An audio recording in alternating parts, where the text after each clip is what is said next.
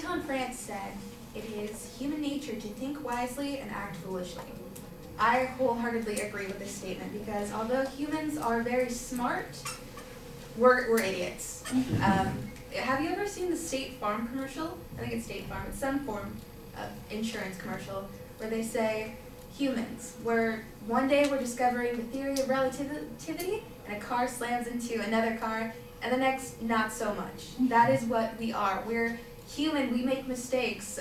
One example of this is I was at Disneyland with my mom, who is probably the smartest, most influential person in my life. And I see her waiting in line, and she's looking very intently at the Fast Pass sign with this very confused look on her face, and I go up to her, I'm like, Mom, what's the problem with the sign? She's like, has to have a Fast Pass. Now that's stupid. Why is one word in a different language and everything else is in plain English? I look at her with a very calm face. Has.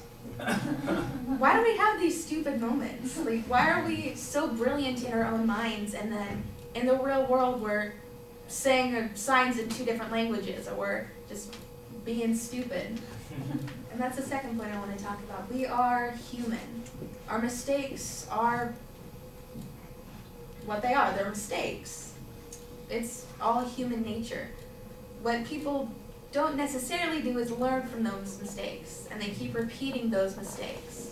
So it's very normal to be extremely smart in your own head, but not so much in the real world.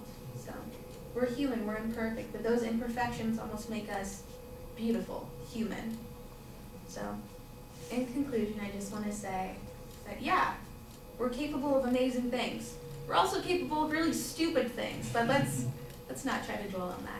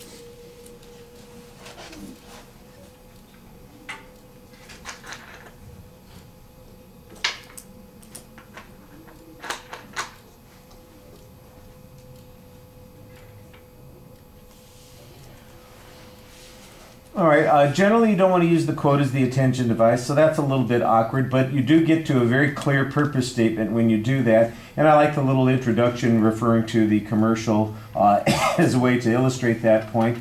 So we know exactly what your point of view is there, that's fine. There's no preview of what the content is going to be, so that makes it a little bit less organized than it seems like it's going to be. Your first point, you had a good example. You told it in an interesting way. We get the point. We all laugh at your mom for her foolishness in that particular situation.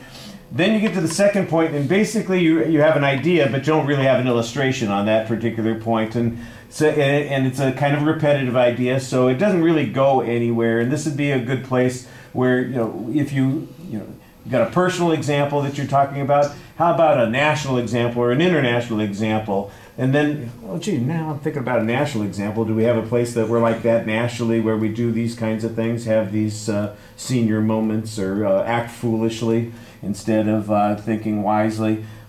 Same kind of thing. I think you could probably come up with a couple more examples to make it work for you.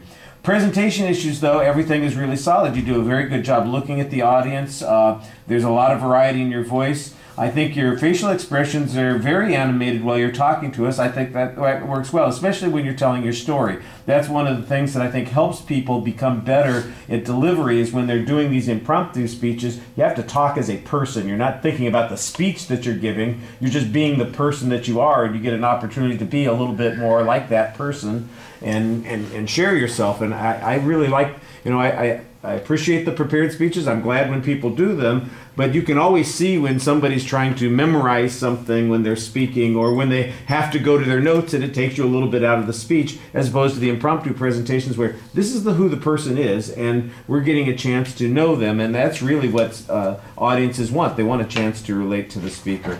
I thought you had a pretty good summary at the end also. All right, thank you.